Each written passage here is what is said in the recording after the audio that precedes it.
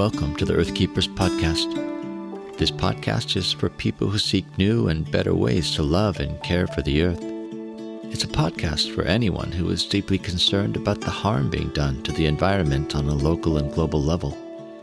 It's a podcast that builds community and connection between people of like heart and mind, people who believe that earth care should be integrated into every aspect of life, and for many in the Earth Keepers community, that includes our spiritual lives. In this episode, we'll be talking to Jessica Zimmerle, Advocacy Director at Earth Ministry. Earth Ministry, part of the Interfaith Power Light network in the U.S., aims to inspire and mobilize people of faith from diverse traditions to advocate for strong environmental policies and to offer guidance to faith communities who want to work toward environmental justice. Importantly, they work to create conversation and collaboration that doesn't ignore cultural and ideological differences. Instead, they place a high value on diversity that brings new perspective and broadens understanding. We really do want to create a community space where people can show up as their authentic selves and bring the unique gifts of their faith tradition. We don't want to be watered down to the point that all we can do is, light a candle and stand together and think about our own things. We want to have space for people to bring in the gifts and teachings of their different traditions so we can learn about one another's backgrounds and do that in a way that creates space that's welcoming and respectful and honoring all of the diversity of gifts. And I think to do that, there's a balance between acknowledging where we do have similarities and honoring where we have differences. Welcome, friends, to the Earth Keepers podcast. Jessica, welcome to the podcast. Let me ask you to help our listeners understand what Earth Ministry, your organization, does and what your primary role involves. Yeah, thank you, Forrest. It's great to be here. So Earth Ministry and Washington Interfaith Power and Light is one organization. We have this long name because it connects us to our national network as the Washington State affiliate within Interfaith Power and Light. So I'll refer to us as Earth Ministry WAIPL for that shortened version. And we specifically work with people of all faiths to engage around environmental stewardship and justice, both in working with houses of worship and in engaging in advocacy for policies that align with our values of justice and stewardship and responsibility. And my role is the Advocacy Director is to really give people opportunities to put their faith into action on various different environmental justice campaigns, ranging from climate justice issues to toxic chemical reform to salmon and orca recovery and more. So Earth Ministry is the local iteration, and Washington Interfaith Power and Light is a broader organization, or at least an arm of it. Can you explain the relationship between the two organizations and how they collaborate? Certainly. So Earth Ministry is about 30 years old. And at the time of our founding, we were one of the first organizations working in the intersection of faith and environment. And we've seen more blossoming in this faith-based environmental movement. So Interfaith Power and Light came about 15 years after Earth Ministry got started. So rather than create a second organization doing similar work here in Washington State, we decided to work together. We believe collaboration is really important in this work. And so we became Earth Ministry / Washington Interfaith Power and Light to connect with that national network. And now there's about 40 states across the nation that have an IPL affiliate, which is a really awesome way to come together around this very niche intersectional work. So what are some of the most exciting things that Earth Ministry is involved in these days? Oh gosh, we're involved in so many exciting things these days. From my end on the advocacy side, I really get energized about our work in solidarity with Northwest Native nations. We're really intentional to follow the leadership of tribal council, of Native activists from various different nations when requested for allyship. So that has looked like working together to stop fossil fuel infrastructure like coal export terminals, oil by rail facilities, and now fracked gas is the big threat. And we're working with the Puyallup tribe in Tacoma, Washington to try to halt a dirty fracked gas facility threatening their treaty rights and sacred lands and waters. So it's always an honor to be able to show up in solidarity with tribes across the state. Much of that work also involves our efforts to recover abundant salmon and orca, which are, spiritual keystone of Northwest Native tribes. So their decline and the environmental issues surrounding that goes beyond just an environmental issue to one that touches, of course, our treaty obligations, but also our spiritual and cultural responsibilities to the First Peoples of this place. Well, before we go too much further into your work with the organization, I think listeners would love to know more about you as a person. And I would imagine that your vocation, namely your commitment to environmental advocacy and earth care, is rooted in connection to the natural world. So I'm wondering, when you look back at your formative years, how were those connections inspired? And maybe what were some of the shaping experiences in your life? Yeah, I have been reflecting on this a bit and have landed on 3 key stories in my life that have led me into this work as a sense of vocational call. And it starts when I was just a wee one, and I would walk to school with my mother when I was maybe in kindergarten, first grade. And I grew up in Northern California in the Central Valley. So it'd get rather hot during the day, but we'd have those dewy mornings. And so when I would walk to school, it was maybe 2 blocks down the street, but it would take a good half an hour because my mom, bless her, would wait with me while I would stop and take every single worm that I found on the sidewalk and gently place it back into the neighbor's lawn or yard.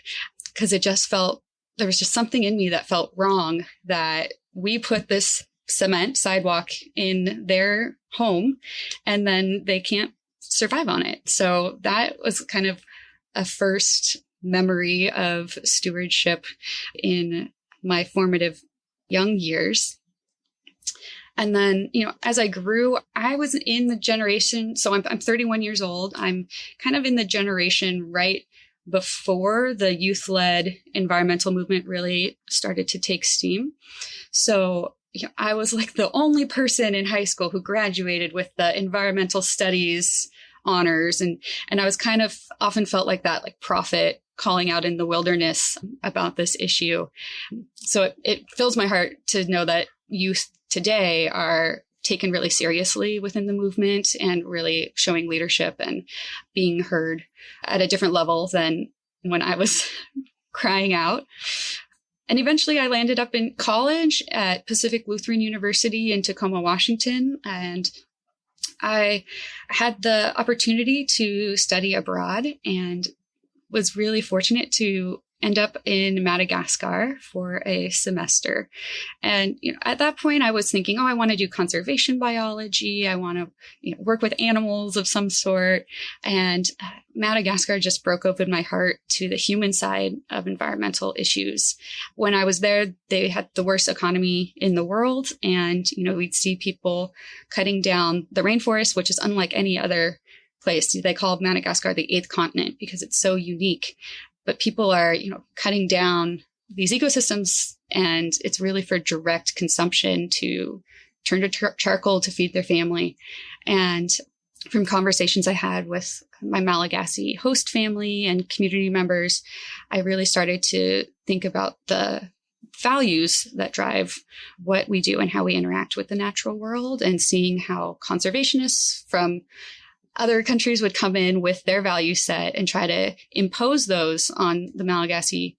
And that certainly wasn't resonating. So how can we work within existing value systems to shape how we can be in more harmony with the natural world and one another, was something I really took away from that experience.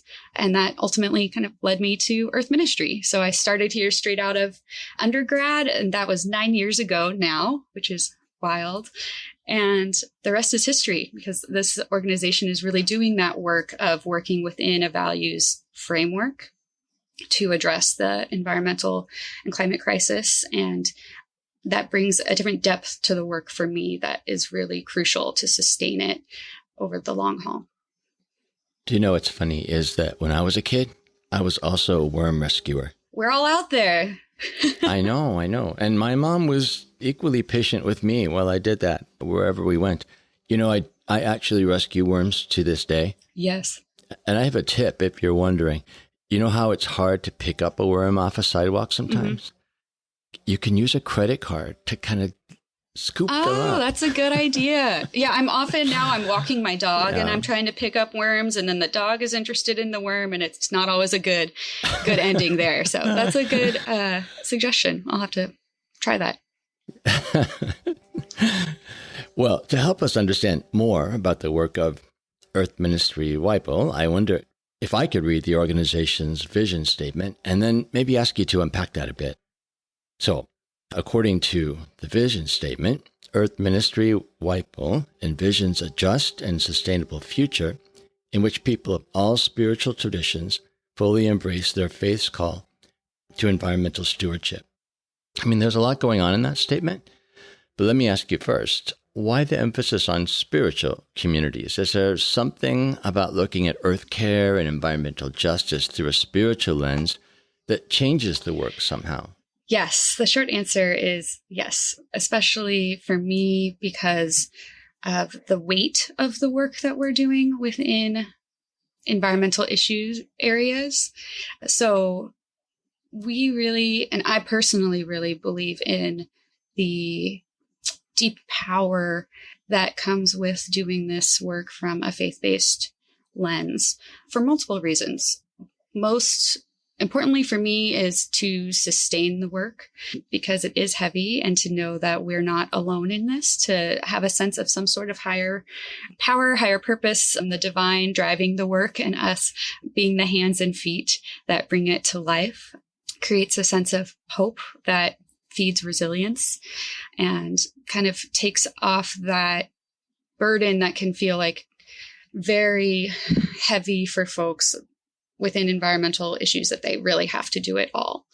For me, I come from a Lutheran background in the ELCA Lutheran tradition.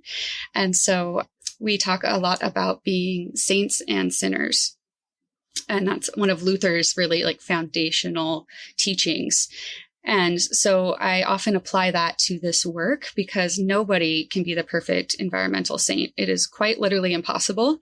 And if you try, you're going to be wearing yourself thin because you'll just be like Luther. You know, he had such angst and self-loathing and disappointment because he couldn't be perfect. And so with the gift of grace and the freedom that allows, you can lean into where you are called, where you do have gifts to contribute, and know that you're a piece of the puzzle, but you don't have to do the whole puzzle yourself.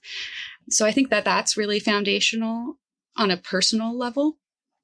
In coalition spaces and a movement building level, I think that the gift that spiritual communities bring is really valuable in that we tell stories, we bring in our values, we speak from the heart, and we take the conversation to a different level that can connect with folks in a way that is really moving. You know, there's plenty of people showing up telling decision makers about facts and figures and the science and the data.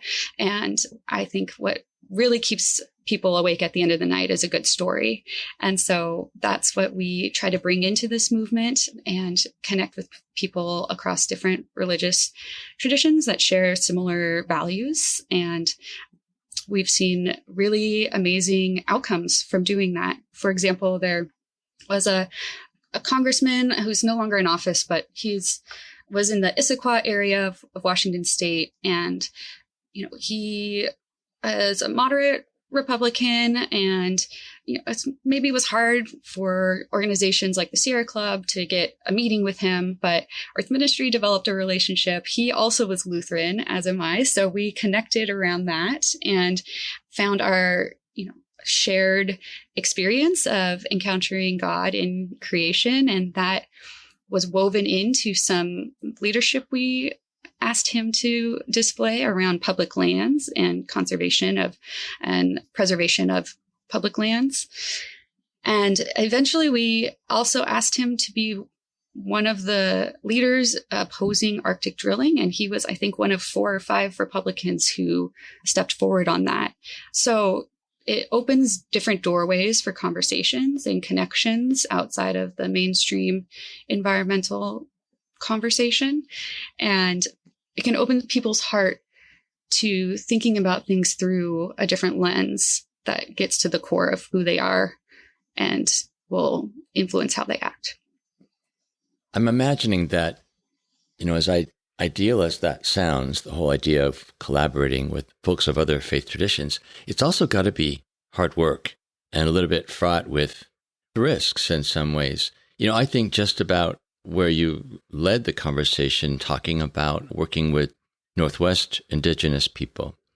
And I know that a lot of Indigenous folks have a lot of woundedness and suspicion that's actually quite well founded. And so, there is a wariness about working, especially with groups from the Christian tradition, just because there is that history of failure and even abuse. I'm wondering, is that in fact the case? Have you found that a lot of the work is working to rebuild relationship, to build trust, to even work for reconciliation before collaboration can happen? Yes, the short answer is yes. And we are very mindful to not shy away from the history of genocide of Indigenous peoples by Christian communities, and believe that that's something to work towards reconciliation with various different tribes across the state. And it's a long process to build trust and to establish relationships that feel safe. And we understand when that is not the desire of any partners within the Native community, and we will hold off if that's the case. But when it is the desire, when we are approached and asked for our support, we take that very seriously and strive to show up in a way that is amplifying the strategy, the voices of Indigenous leaders, and taking a background role ourselves.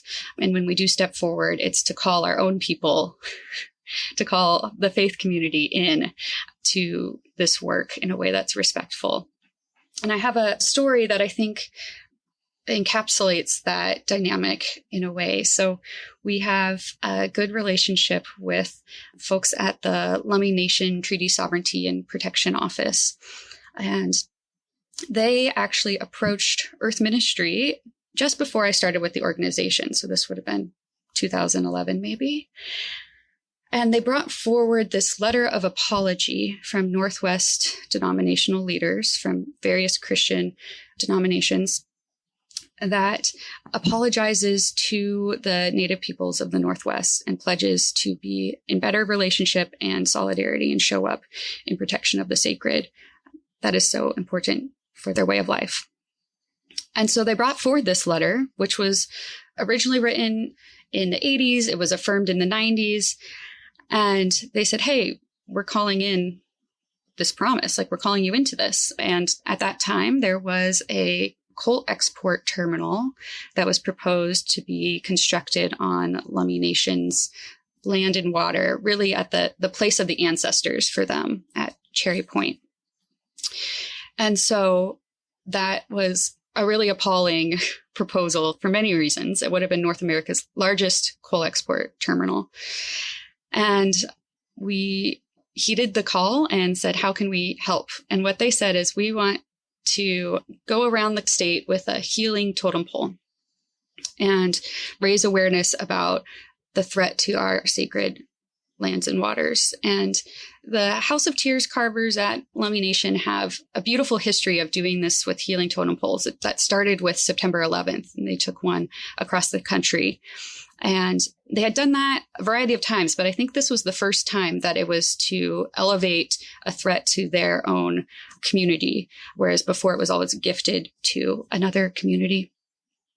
And so I remember one of the first events we did before the totem pole journey, but kind of to help inform people, The master carver, Jewel James, got up in front of the crowd. We had a packed room at Seattle University and just laid out his anger at the Christian community in a way that was like to the bone and really moving. And I think really heard by members of our community. And it wasn't just the anger, but it was also a call in to, this is what has been done. Here is your apology. Now we need you to live into it.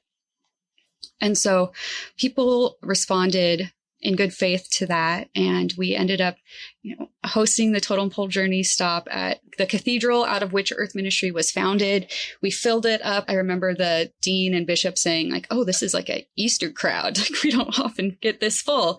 So people turn out and listen and learn from these Indigenous leaders. And now we've done Totem Pole Journeys on various environmental issues every year since. And at the beginning, I remember it was kind of like, ooh, well, I don't know. We need a venue, but do we trust it being at a church? How does that feel to the Native leaders? We're kind of hesitant. And by the end, they're like, oh, don't worry. We just like cold called some Catholics in Portland and we got a venue. So I share that as an example of, a bit of trust being replanted in people of faith showing up for this specific group from this specific tribe. And of course, there's always much more work to do. And reconciliation is just a long process that never ends. So we'll keep striving towards it, but we're grateful to have the opportunity to do so.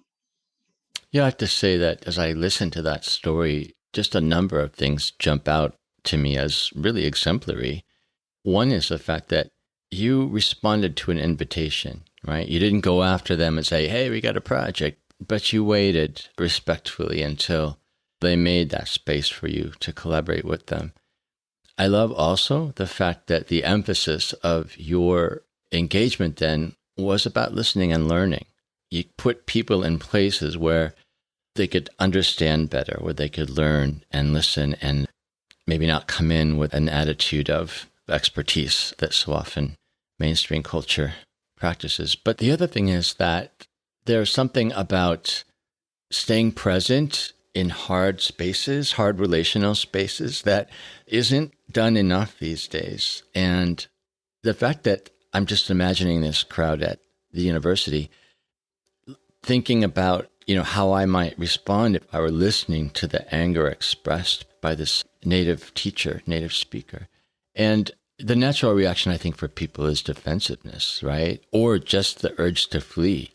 But the fact that your organization encourages people to stay in that uncomfortable place, because there is no other way, right? Except that we face that truth full on. We look at the complicity of our traditions. I mean, there is no other way to reconciliation and healing except through that sort of hard, honest presence. Yeah. And I think you're so right that defensiveness can be a gut reaction. And I'm proud of the communities that are within our network that have taken that and have said, wow, I need to learn more actually. So it's also really important to look at how we do this work, which is embodied in our mission statement. So our mission is to transform faith into action for the well-being of communities and the environment. And I often like to kind of break that down into the key components, which first of all is faith into action. So we really believe in living our faith out in the world and in community and practicing our spirituality in a way that makes a difference both on the individual household level, on the communal congregation community level, and on the systemic political level. And so putting our faith into action, not just talking about it, but walking the walk as well. And then the second half of our mission statement looks at the well-being of communities and the environment. So this is really looking at our interconnectedness and looking, beyond the natural world, or what some are calling the more than human world, to also include the human community and really to see the ways that environmental racism and longstanding practices of concentrating pollution in marginalized communities are unjust and out of alignment with faith community values. And actually, it was the United Church of Christ, the UCC tradition, that first named the phrase environmental racism. And this came out of a report they did looking at the proximity of toxic industrial facilities to different communities of different racial and ethnic backgrounds, and seeing how it was much higher for folks who are BIPOC than for white communities. And that, I think, was in the 70s. So seeing that come out of the Christian tradition as really foundational to how we do this work and to our intention to always centering justice and equity in how we show up. So a lot of the congregations within Earth Ministry WAIPL's community are doing work around dismantling the doctrine of discovery, which is a really foundational piece of Christianity that is like bedrock that we don't even notice in many ways, but that is the foundation of colonial expansion and colonialism that says, when settlers found land, this is all with air quotes around it, that, essentially the native communities there did not exist and could be conquered. So seeing our communities really lean into that and say, wow, let's look at how this is below us and around us in ways we don't notice, and then work to dismantle it, I think is really important. So it's a balance of doing our own work, and that work is also done by invitation. At our most recent Totem Pole journey this May, it was in Tacoma, Washington. And one of the leaders from Yakama Nation brought up the doctrine of discovery and really called on those in the audience who are within the Christian community to do that work. So it's, doing our own work, listening, showing up, and responding in a way that's respectful. Hey friends, as most of you know, we did an episode not too long ago with Zach Stein of the environmentally focused investment management firm Carbon Collective. I noted in that episode that I would be doing a test drive of their services with my daughter Kyra and sharing with all of you about our experience. While in the end we discovered a glitch in their system, Carbon Collective was quick to fix it, and on the whole, we were impressed with the company and learned a lot about green investing from the site. So, check out our video review of Carbon Collective in the podcast show notes and on the Earth Keepers podcast webpage. Before we get back to our conversation with Jessica Zimmerle, take a minute to hear about a great new learning and spiritual formation opportunity from our friends at Waymarkers. Recover the wisdom within wild autumn by reconnecting with the language of the land and the sacred autumn calendar of the earth. My name is Mary DeYoung. I'm a spiritual ecologist and spiritual companion. I invite you to Wild Autumn, my rewilding course created to accompany your journey of sacred eco-awakening. In this course, you'll learn to listen to the wisdom of the watershed and attune to the guidance offered through the ancient spiritual insight of the cardinal direction west and the element of water. You'll court the muse to inspire your great work in the world by deepening into the ancient mythic wisdom that lies within the patterns of creation. Re-enchant your worldview this autumn and reclaim the skin you are meant to be in. Waymarkers is offering a discounted price for this course to the Earth Keepers community. Just enter the code Wild Autumn Earth Keepers, all caps and all one word, when you register for $50 off the normal price. That's Wild Autumn Earth Keepers, all caps and all one word. You'll find more information about Waymarkers in the show notes for this episode. Check out our podcast conversations with Mary as well in episodes 24 and 44. And now, back to our conversation with Jessica Zimmerle.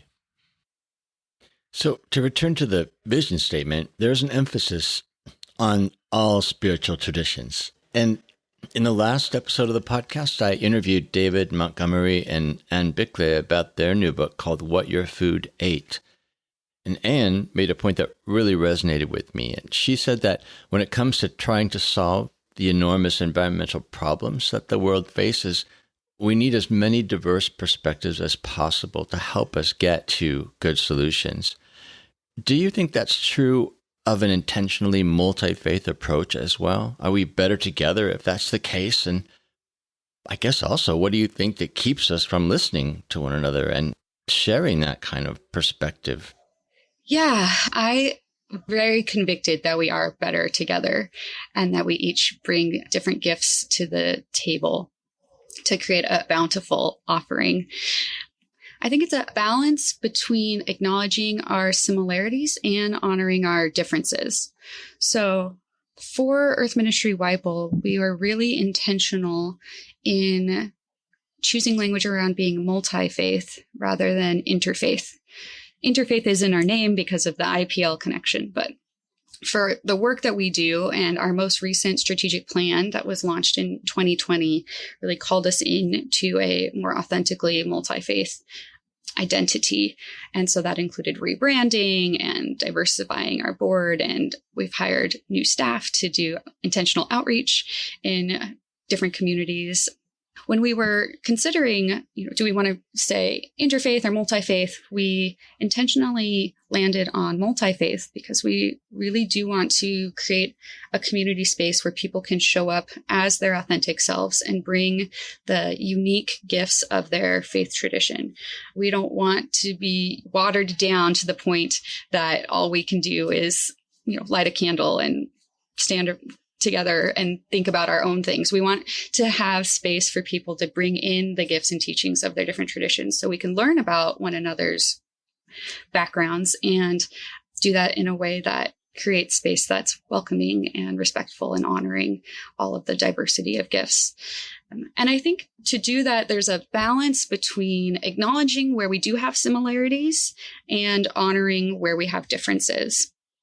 And I think a lot of the interfaith movement focuses more on the similarities, and we want to hold space for those differences as well, because we think that they do help us learn in a variety of different ways. And I can share a personal example of that for me. So one thing that we've been engaging the Jewish community around is that it is the Shemitah year, which is the year of Sabbath for the land, the year of rest. So in the Jewish tradition, this happens every 7 years. And then there's a Jubilee year on the 50th year. So after 7 sevens. And it includes letting the land rest, but also there's a lot of economic justice pieces interwoven in. Debts are supposed to be released, and people are essentially given a fresh slate to succeed in society. And for me, a really small level of how that's impacted me is through my gardening practice. So I have a small pea patch plot here at the church where our office is housed. And I actually have this sign on my desk that I took out of my garden because last year I was a bit disappointed to see that my tomatoes would get just ripe and then they would disappear. And somebody else was enjoying those tomatoes. And I had put so much time and love into growing them. And so I made a polite little sign that just said, please don't pick from the garden. And, it, I think kind of worked. And I started to have more tomatoes in my lunches. But now I have a different perspective towards that with it being the Shemitah year. So in the Shemitah year, the teachings say that you are to let anyone from the community come and take what grows. You're actually not supposed to work the soil, and it's supposed to kind of be whatever sprouts up. So the soil gets a rest as well. But really sharing the abundance of what is grown. And so I've taken that sign out, and, earlier this week, even some of my tomatoes disappeared. And, it might be squirrels. It might be a neighbor. It might be a child on the way to the zoo across the street. But I have kind of released that sense of ownership over the yield of this small plot of land and kind of opened my heart more to it being open to community, even when that's very countercultural to the main society's, primary view of something as simple as a garden. And in doing that, it plants seeds that go further than I know. You remind me of a similar problem I've been having with my garden for several years now. And that is once the corn in my garden gets to a certain height, just about to produce ears, a squirrel comes and chops it down from the base, because apparently the base of corn plants has sugar in it. And so they just want that little part. And of course, that does no good for the stalk of corn, which then topples over. So this year I thought, I'm going to plant my corn in pots, and I'm going to put it close to my deck and not out in the garden, so that any squirrel who dares to come and take my corn would have to get through me. So I went out yesterday, and sure enough, a squirrel had come to the pots and started eating the corn stalks down. I was so mad. And I don't think a sign will work in this case, right? So I actually put these round, fancy sort of things around the corn. But, one thing I've learned actually from native friends in the area is to really see all creation as community, and to respect other beings, to treat them as beings rather than, say, in this case, just a problem. So I actually went out and spoke to the squirrel in the tree. And I said, "Brother squirrel, please leave my corn alone." And right at the base of the tree, I collect my sunflower seed heads to feed the birds over the winter. So every couple of days, I'm putting a sunflower seed head at the base of the tree, I've decided. So maybe he'll be content with that. I mean, he's obviously hungry, so hopefully he'll take sunflower seeds over my corn stalks. So anyhow, it seems that Earth Ministry sees a common denominator among different spiritual traditions as a call to environmental stewardship. That's part of the vision statement. I'd love to know more about this. What might such a call look like from tradition to tradition? Yeah, I think that is one of the warp threads that unites us throughout the different spiritual traditions in our community. And there is this call to stewardship, and it, uses different language and shows up in different ways. But, briefly within the Abrahamic traditions, or the people of the book. In Judaism, it's Shomrei Adamah, which is the call to be guardians of the earth. In Islam, it's the role of humans as Khalifa, which is like a vice regent or a trustee of God. And within Christianity, we use language of steward of creation, and a reframing of dominion as not domination, but of compassionate care and responsibility. And, it goes beyond just the Abrahamic traditions as well. The Unitarian Universalist tradition has the interconnected web of life as one of their 7 principles. There's, many of the teachings within Buddhism resonate around compassion toward all, like your squirrel friend, the interdependence of life. So it's all there. It's just, shows up in different language and in different teachings, and is applicable. And in addition to just the call to care for creation, there's also the call to justice that shows up across different faith traditions really clearly. And so that is really a core value for our community, is how we interact with the natural world, how we address the climate crisis is a moral issue in and of itself. And we need to ensure that we are not placing further burden on the most vulnerable, and working to reconcile the systems already in place that do disproportionately impact communities that are Indigenous, Black, Brown, people of color. And that is really central across the campaign work we do, but also just how communities are living into this call to stewardship. I like something that you said earlier that you're reiterating now, and that is, we do look for the things that we share in common, but we allow them to be distinctive.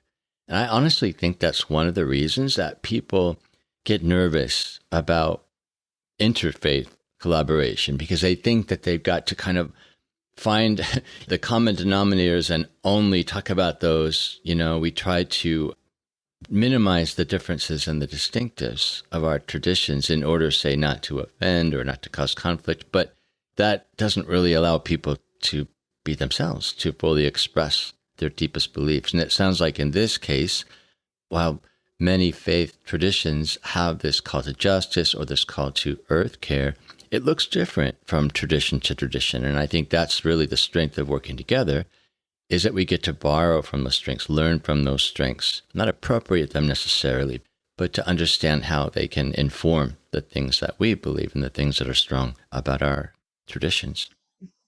I think it also helps to have a shared purpose or a shared goal. So, we're not just an interfaith organization for the sake of coming together as an interfaith community, but we all are agreeing on we have a moral crisis on our hands with environmental pollution and the climate crisis. And so we can hone in on that work together and set aside some of those differences. I think a really cool example is that Earth Ministries organizing brought together the Washington State Catholic Conference and to work in coalition with Planned Parenthood to pass some toxics legislation that ultimately got BPA, a toxic chemical, out of baby bottles. And so, often in our very divided world, you're not going to see those two communities really coming together. But around this topic with this shared purpose, differences can be set aside so that you can see where you have common ground and lean in there. So I'm wondering if there are listeners to this podcast who would like to find opportunities for their own spiritual communities to get involved in multi-faith collaboration for earth care, how would you advise them? I would advise you to use our good old friend, the internet, and find what is already happening in your neighborhood.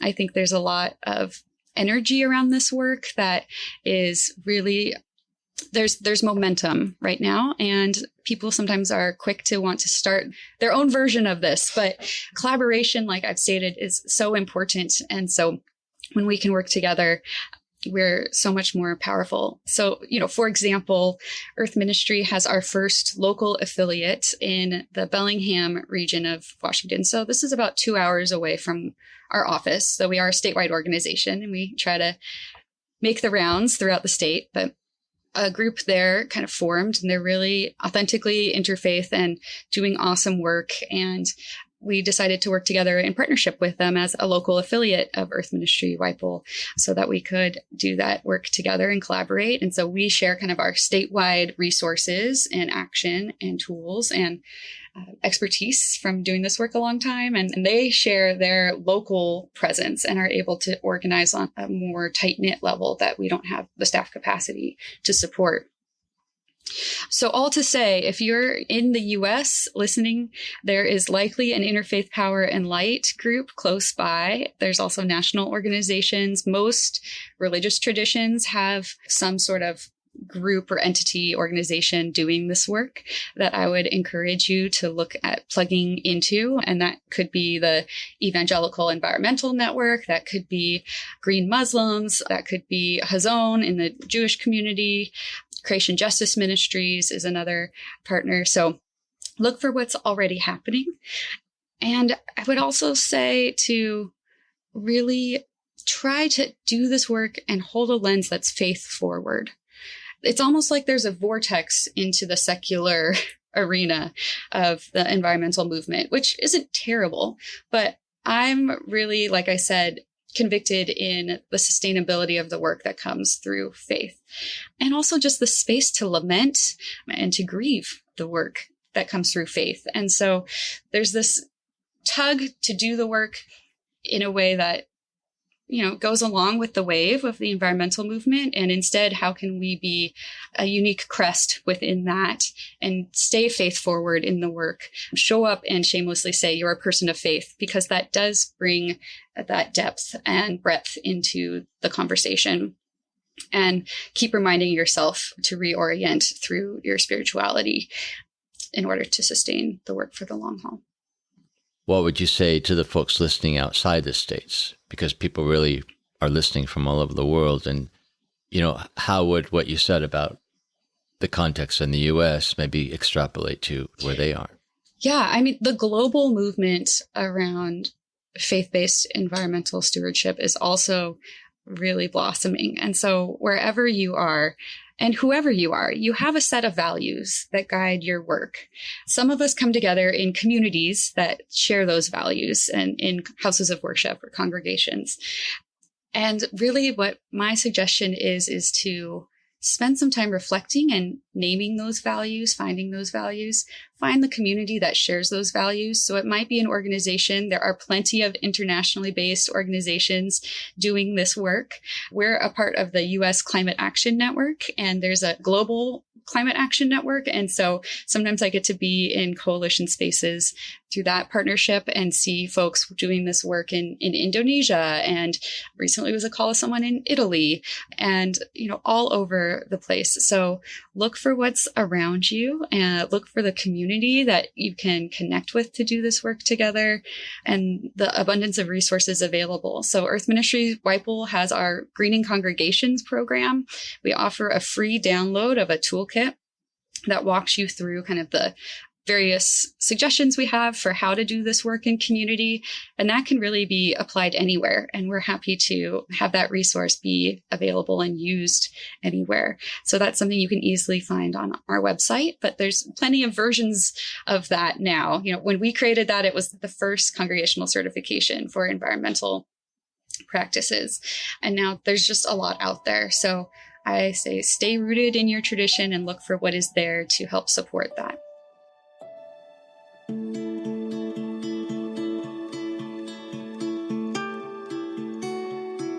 We've been in conversation with Jessica Zimmerle of Earth Ministry, Washington Interfaith Power and Light. To learn more about the work of Earth Ministry or to find out how you can cultivate multi-faith collaboration where you are, you'll find helpful links in the podcast show notes. If you appreciate this podcast and want to help us expand its global reach, please show your support by subscribing. Just go to whatever platform you listen to podcasts on and hit the subscribe or follow button for the Earthkeepers podcast. I'm Forrest, your podcast host. Our executive producer is James Amadon. Our producer is Dave Wolfers. Timothy Connor is our editor, and Forrest Reed is the creator of our original music. Our research assistant is Rochelle Nordman, and Jesselyn Gentry is our social media director. Thank you, friends, for listening, and please join us for our next conversation on the Earthkeepers podcast.